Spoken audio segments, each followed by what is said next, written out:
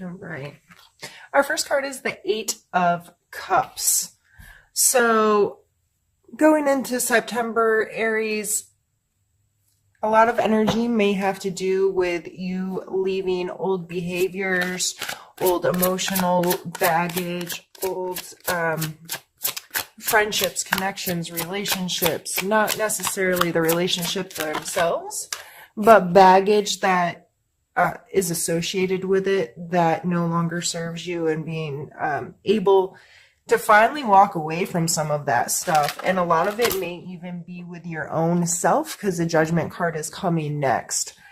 And the Judgment card is, you know, if everything was called to a halt today and someone had to judge your life, or you had to judge your own life, where would you ultimately fall?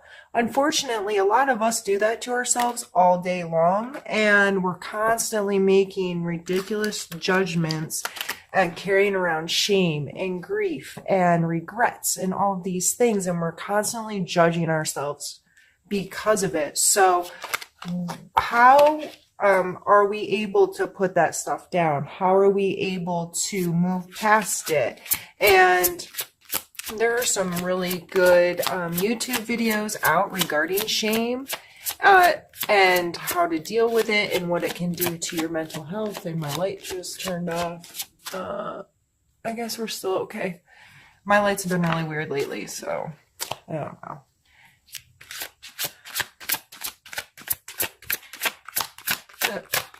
It may have a lot to do, like I said, with yourself or others, regardless. I was saying there's some really good videos out there. If that's something you deal with, if it's something you just haven't been able to move past, I would recommend looking into dealing with that, some of that stuff, looking for advice or an outlet that may help you put down some stuff that no longer serves you, because it's amazing how detrimental it is to our general well-being and health. So I just getting a really strong feeling that that's the case. If this is someone else that has done you wrong, sometimes getting into a place of understanding not to judge others, having a clear understanding of what that means, helps you put down some of this stuff as well. When we stop judging others, a lot of times we're not so emotionally attached to our hurt feelings from them, kind of thing. It's like, okay, what is this person's true intent? Are they an evil, awful, horrid human being? Or were they someone going through a hard time? And we have the Ten of Wands. So definitely I see for this month, it's probably going to be a huge focus to put down the stuff that doesn't serve you. Literally get it off your back. This guy is carrying around a big, ugly roach. Why?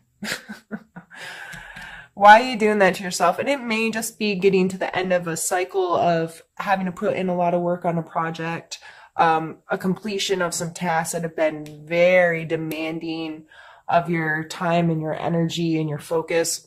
So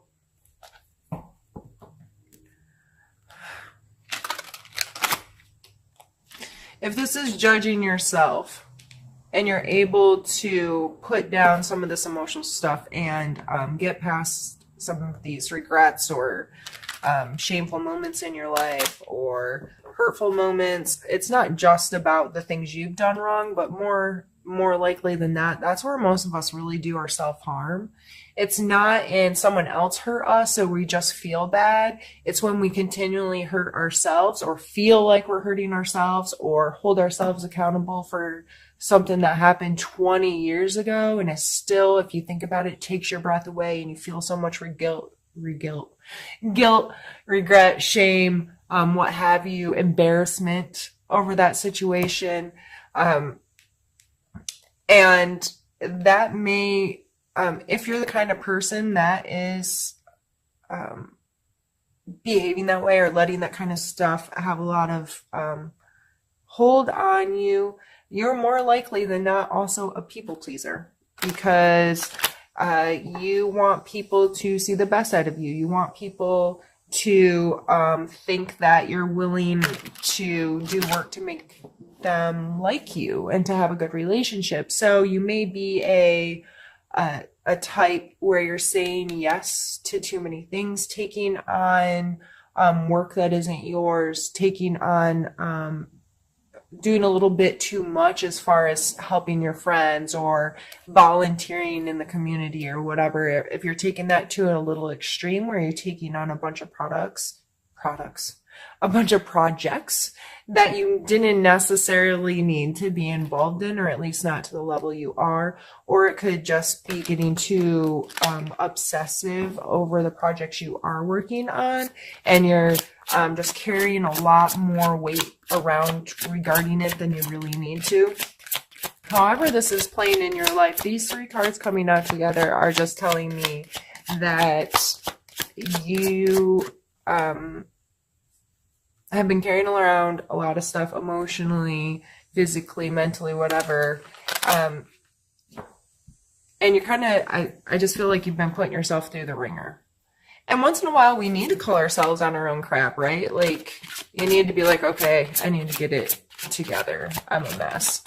But there comes a point when I see people literally abuse themselves. If somebody else was talking to them the way they talk to themselves, it would be abuse. So why is it okay to abuse yourself? There comes a point where we just have to find acceptance in who we are, who we've been, and make a conscious choice to be better every day. Say, yes, that was horrible. I did something stupid. I did something embarrassing. I did something hurtful, whatever. But I have learned from it, and I am making the choice not to have that behavior again, to be better than that, to take a higher road, to, just be a better human being. And we have the 8 of coin.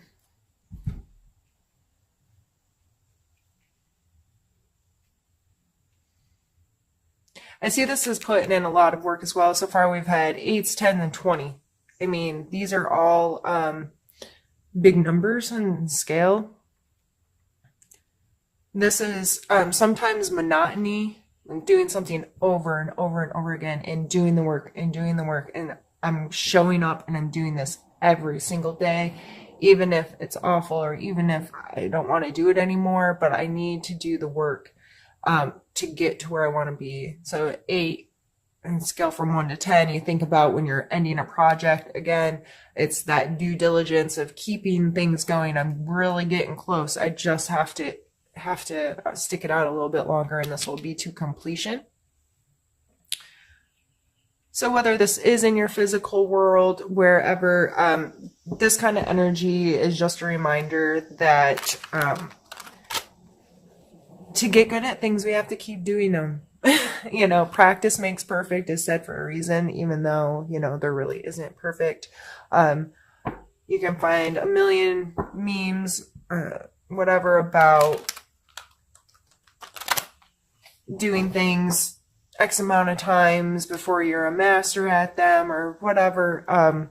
To me, I think this is just a reminder that if you're really trying to make something work, you just have to keep working at it. You can't just be like, okay, I did it a couple times, or I started the ball rolling, it's just going to do it on its own. No, if you want to take control and be in a really good place in your career, or, be at the top of your field, or be recognized for what you're doing, or make more money, since this is a coin card, turn it into more physical world things, like you have to keep doing it so you can stay relevant in that space. I have to keep it going and keep learning and keep progressing.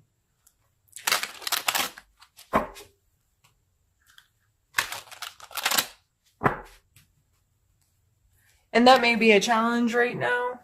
If you're feeling a lot of this energy and you're beating yourself up, maybe you're not putting in the work. Or maybe you are, and that's why you're able to put stuff down that doesn't serve you any longer.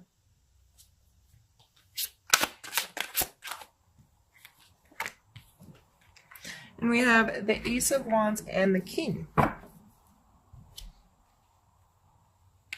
The aces, especially the wand, being a fire card. This is like a spark. I see it literally as a spark starting a flame, right? It's a potential of energy that can grow into something larger. So a seed planted into the ground, a spark starting a fire, those are the images or the what makes sense in my head regarding this card. And then the king. And so these three coming out together was my plan to like group them a little bit.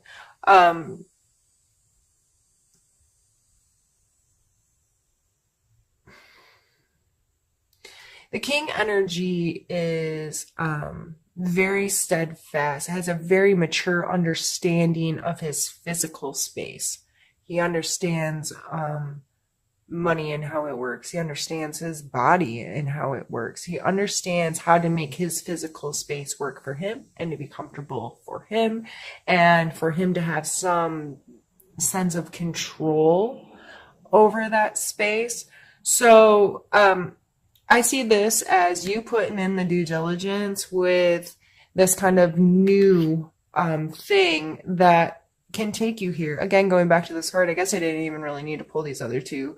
But you got to do the work to make it work, to be this person, and physically getting your hands dirty and doing what you have to do, getting inspired by it again, getting inspired to keep every day doing this regardless of the monotony. And I'm going to show up and I'm going to show out. I'm going to do, you know what I mean? Like, I'm going to do my best to be the best I can be in whatever it is that I do.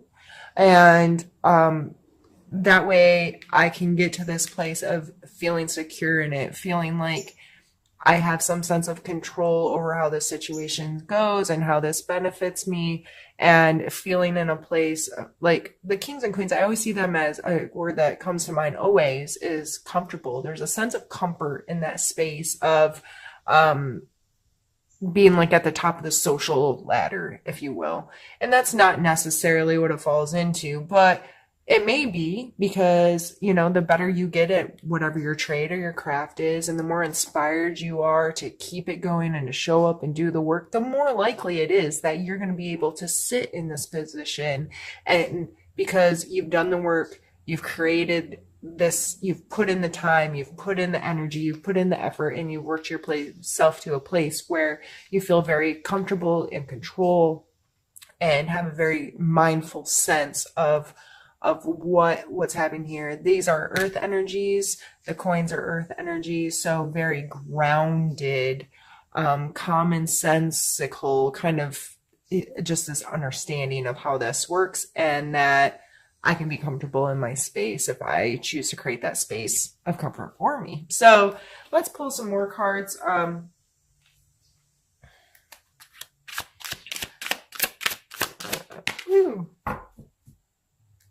And then we have the sunshine coming out. It's the sun card. This card always makes me happy. This card makes me think of joy, pure joy, real joy, childhood joy. Just in a place of feeling really good about the place you're in, and it's a bright sunshiny day, right?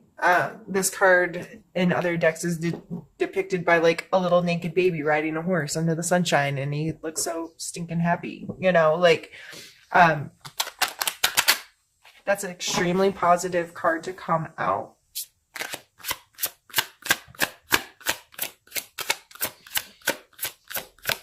And I feel like that card just has like this wholeness about it.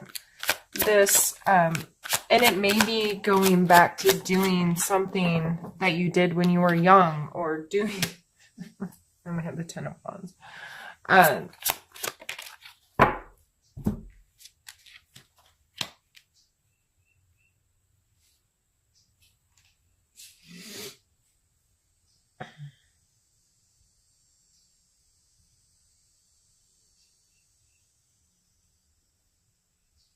Sorry, I'm just thinking. Because the sun card is extremely positive card, and then we're followed by the Ten of Wands and the Five or the Ten of Swords and the Five of Wands. And this is definitely completion, coming to an end card. And this is a card of conflict, or some people call it a card of practice. I tend to be on the side of practice. And in my head, like these people fighting here, like I see MMA fighters or any martial arts fighters, you know, you can stand in the middle of a ring and kick and punch and move and roll and have this general understanding, but you cannot be good at that sport if your practice doesn't involve getting the crap kicked out of you and putting your hands on other people. That's just the way it is. Because you need that body contact. You need to understand how someone else's body moves and how your move can move with it, and all of these things to really the sport to be inclusive into your brain and how it works and to be effective at it. So I tend to think of it more that way than a conflict, but it looks like, to me, these three cards together are coming out like, okay, happy sunshiny day, but there's a whole lot of this. There's something, and it may tie back because there's a 10 here. It may tie back to coming to an end with some of this stuff, and you're like, I feel great. I put down that big freaking ugly ass roach, and I'm moving on, and I'm feeling really inspired in my workspace. I feel really good, but this completion here, something's coming to an end that's gonna create this conflict. But I would suggest that any conflict, especially one that's following, okay, this is a completion, like we're done with this. This is not going to carry on anymore. When we hit that kind of energy, and if it's not everyone involved is like, yeah, I'm okay with it being done, that creates this kind of energy, and there may be kind of a sparring match that happens. My suggestion is to maintain your space of feeling good, and understand, try to take the high road and approach this as a way to learn, a way to understand more about the human condition and how we deal with emotional stuff and all of that, and try to work through whatever that is in the most positive way. And the Sun card coming out makes me think that you really will be able to. And as long as you keep in mind, not everything is for you. Some things need to be left alone. Some things are not yours to carry around. If this is not your drama and somebody else is bringing this into your life, it ain't yours. Put it down. I say that so much when those cards come out, but it's so important to stress. So many people get caught up in other people's crap and drama, and oh Lord. And if it doesn't pertain to you, if it's not affecting your life, if it's not really, it's not yours to worry about, and you have to be okay saying that and admitting that. All right, I'm going to drop everything. All right, Joe.